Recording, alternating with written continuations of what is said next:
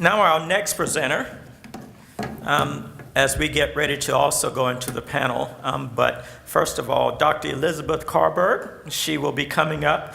Dr. Karberg is a research scientist in the reproductive health and family formation research area at Child Trends.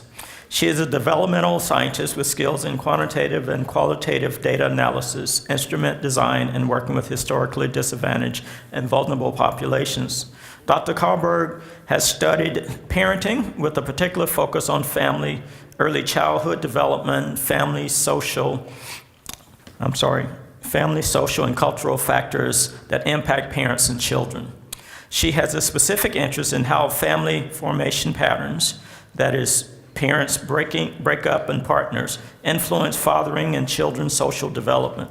Dr. Karberg provides training and technical assistance to pregnancy assistant fund grantees working with young fathers, and she works on several other projects that focus on healthy relationships and responsible fatherhood in adult populations. Dr. Karberg will now come up and present a portrait of Latino fathers, strengths and challenges. So let's welcome Dr. Karberg.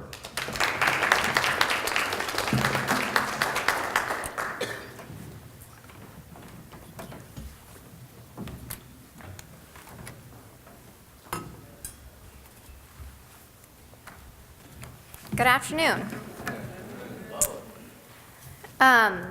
So as Ken mentioned, my talk today is going to focus on Latino fathers. I would love to answer questions at the end about other groups if I can answer them, but I will present some data on why it's important to study Latinos specifically in the U.S., and hopefully in your work you have come across Latino families and also recognize the need for research and services around them.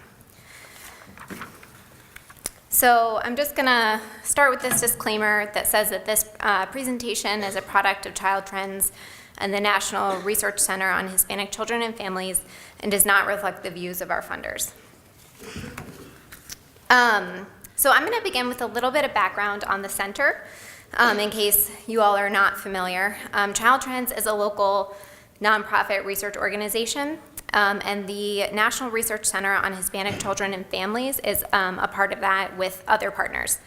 It was founded in the fall of 2013 through a 5-year cooperative agreement with the Office of Planning, Research, and Evaluation at the Administration of Children and Families.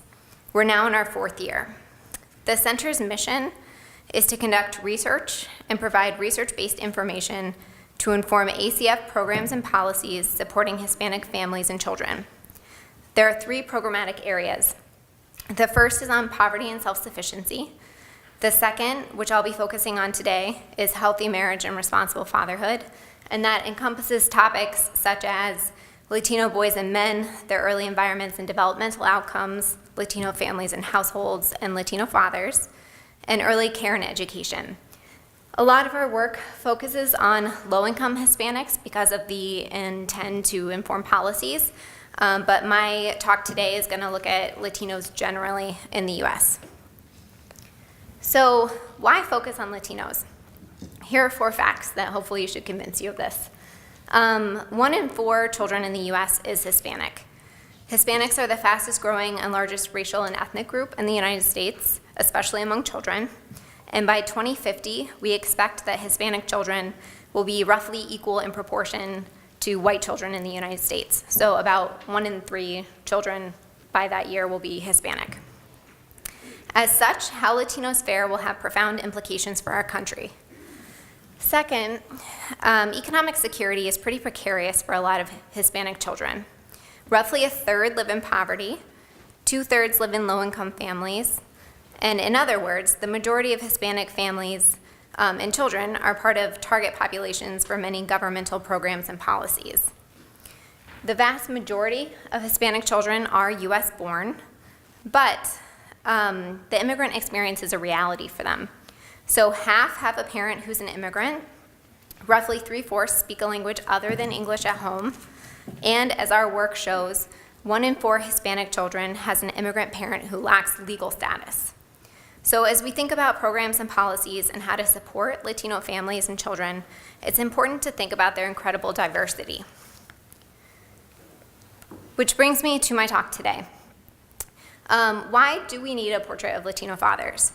First, as far as we know, one did not exist before this report that recently came out. And considering they are such a diverse group, that's really a shame for people who are trying to serve them better and create policies to help them. So we need to know more about fathers in general because they play an important role in their lives of their children, which I assume is one of the biggest motivators for most of the people in this room. Their role goes beyond the economic, as Nan just presented, and is distinct from that of mothers.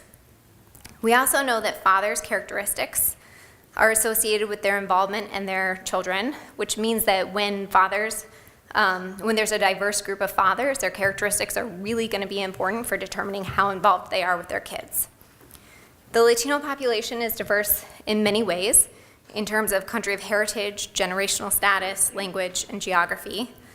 But we also know that as a group, they're economically disadvantaged, which research and kind of general thought seems to indicate that we might be more focused on them in terms of policies and practice, and that they might be not as involved as we would expect of a higher income group. So despite the growth in Latino population, Latinos, and particularly Latino fathers, are pretty understudied. So we also use the National Survey of Family Growth to address this gap in the research. This is, as Nan presented, a national survey of family formation and childbearing patterns of men of reproductive ages. Because of this, as she also mentioned, we have data on residential and non-residential fathers, which is pretty rare in data sets that can answer these sorts of questions. And I'm going to be talking about family demographic characteristics such as family arrangements, number of children, timing of fatherhood, education and employment, and incarceration, and then tying those back into practice and policy. I'm also going to be talking about variation within the Latino population by nativity status and income. I'm going to show these differences when they're statistically significant and otherwise present for the overall Latino population. So before I go into the specifics of what we found, I'd like to give you an overview of the findings. We found that the typical or average Hispanic father possesses characteristics that are associated with positive outcomes for children. We found divergent experiences by nativity status, in particular with respect to incarceration, multiple partner fertility, which again means fathers having children with more than one woman, and teen fatherhood. And we also find high levels of employment, but low levels of education. So what does the average Latino father look like? He has just over 2 children. He became a father in his mid-20s. He's an immigrant. Roughly 2/3 of Latino fathers were born outside of the US, but most of them have been here for over a decade. Nearly 2/3 of Latino fathers are low income, and roughly half are Spanish dominant speaking. We also find that the vast majority of Latino fathers, 76%, live with their children. 73% of these live with all of their children, and 3% live with some but not all. Similarly, 82% live with their partner, so this is either married or cohabiting. Both of these features of family life are associated with better outcomes for children. Looking at family formation in another way, this is from the perspective of the children, and this is low-income children, not all children in the United States.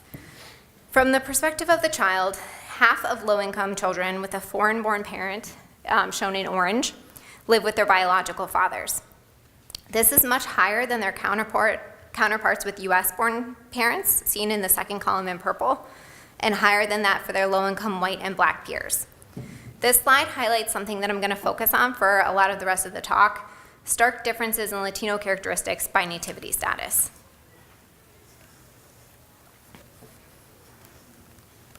Here we see that US-born Hispanic fathers, again in purple, are almost twice as likely to have been a teen father as their foreign-born counterparts depicted in orange. We also find that U.S.-born Hispanic fathers are twice as likely to have multiple partner fertility than their immigrant peers. This matters because we know from research that both of these factors, teen fatherhood and multiple partner fertility, are associated with less positive outcomes for children, in part because it means there are fewer resources for them. Although, as we know from Nan's talk, it goes beyond that.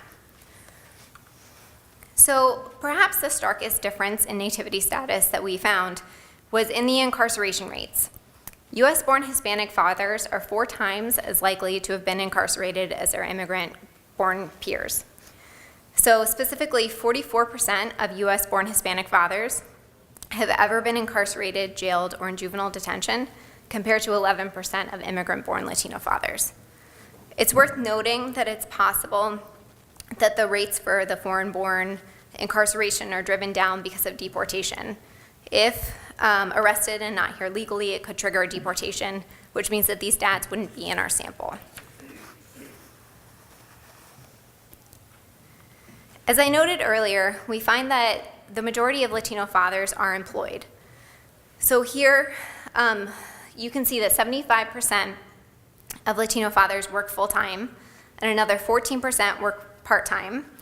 The remaining are a mix of looking for work and unemployed, out of the labor market. Father's employment not only offers economic benefits for children, but it provides structure and routine to the family as a whole. However, despite high levels of employment, they tend to have low levels of education. So Latino dads, on average, half have less than a high school degree, a quarter have a high school degree, and less than a quarter have some post-secondary education. Educational attainment of parents is associated with children's educational well-being, but also has implications for intergenerational mobility. So we looked at differences by income, and actually it echoes Nan's talk very well. We didn't find a lot, and the things that were different were other indicators of socioeconomic status. So low-income Latino dads were more likely to be a little bit younger at the time of their first child's birth, but still in their 20s. Immigrants, Spanish dominant, employed less than full-time, and have less than a high school degree. So to sum up these findings, Latino fathers, and particularly immigrants, have individual and family characteristics that are associated with better child outcomes. For example, we see high levels of father-child residence, we see high levels of marriage or cohabitation, and we see low levels of multiple partner fertility and teen fatherhood. These are strengths that should be leveraged by policies and programs. For example, responsible fatherhood programs may benefit from more directly serving married men and intact families. They might have access to women and children, Latino women and children, through men more than for other groups. And maternal and child health programs might find that Latino fathers are easier to reach through mothers than for other groups. We also see that Latino fathers have high levels of employment. Obviously, this offers some potential benefits for the economic security of children, but it's coming potentially at the cost of other aspects of family well-being.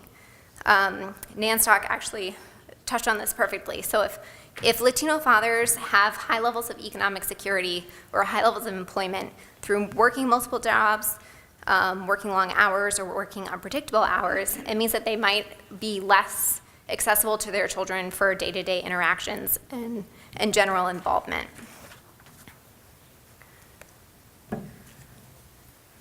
Latino fathers also have some challenges that policy and practice need to address. The coupling of high employment and low levels of education have implications for fathers and children's well-being and mobility. Fathers with low levels of education might not be able to move up the economic ladder within their lifetimes because they don't have skills or training to gain higher paying jobs. For children, we know that parents' education is highly correlated with school readiness and later academic outcomes. Second, we see very divergent family experiences by nativity status. If patterns continue, it's unclear what this means for the Latino population as it becomes increasingly US born. Third, one of the places where we see this striking nativity difference is in incarceration rates, which I want to touch on a little bit. US-born fathers were 4 times more likely to have ever been incarcerated than their immigrant-born peers. And we don't have a very good explanation for this, but there are a couple potential ones that I want to bring up. So the first is that this could reflect racial bias. We know from other literature that the criminal justice system has a strong racial bias, and the darker a man is, the more likely he is to have severe sentences and being arrested more. So Latinos may represent a group of men who are seeing increases in rates of incarceration due to bias. But then why are the immigrants reporting such low histories of incarceration? So one reason for this might be that immigrants could be avoiding behaviors that could draw attention to themselves, especially if they're undocumented. Other research has also found that immigrants are less prone to criminal activity than non-immigrants. Basically, we need more research on this, and practitioners need to be aware of it in the communities that they serve.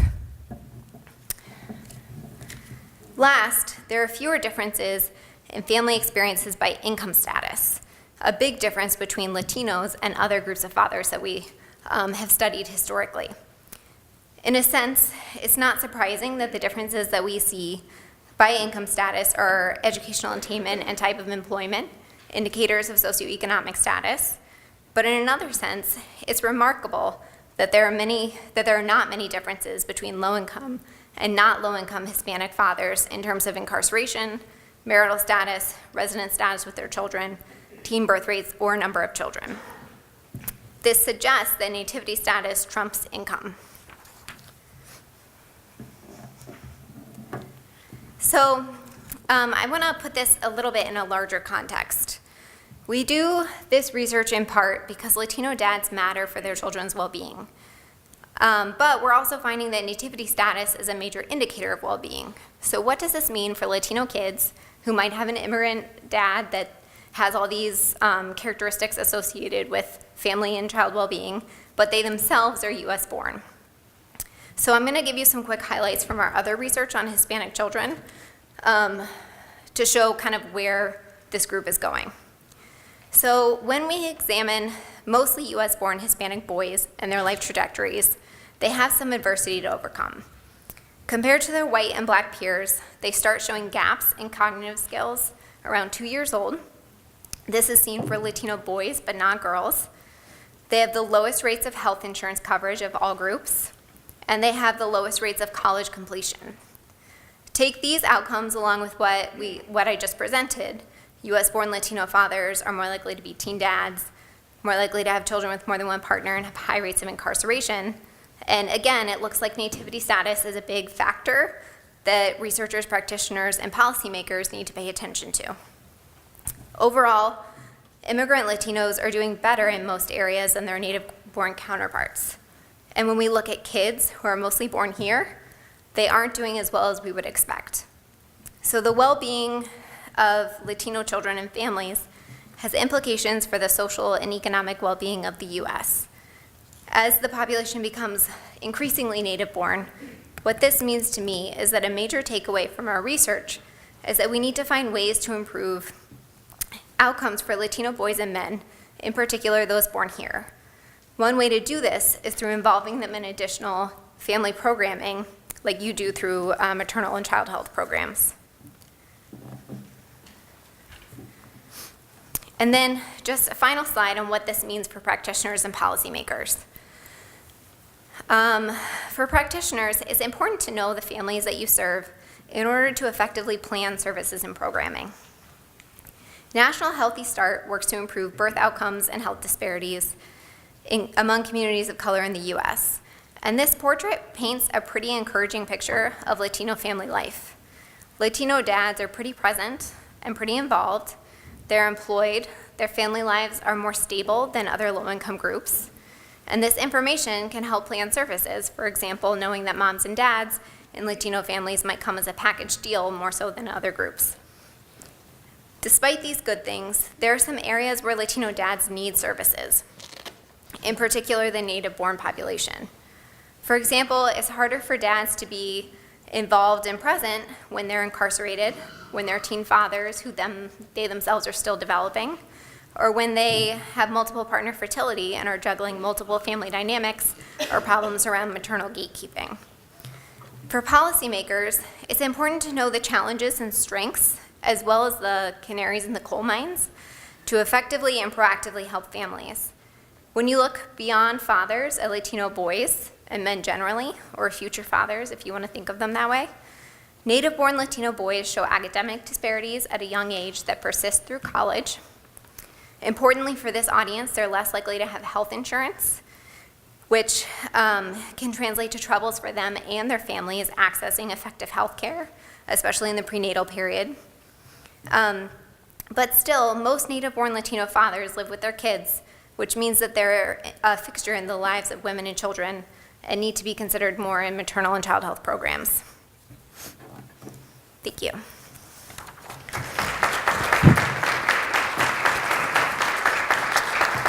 So we want you to remain and take a couple of questions here.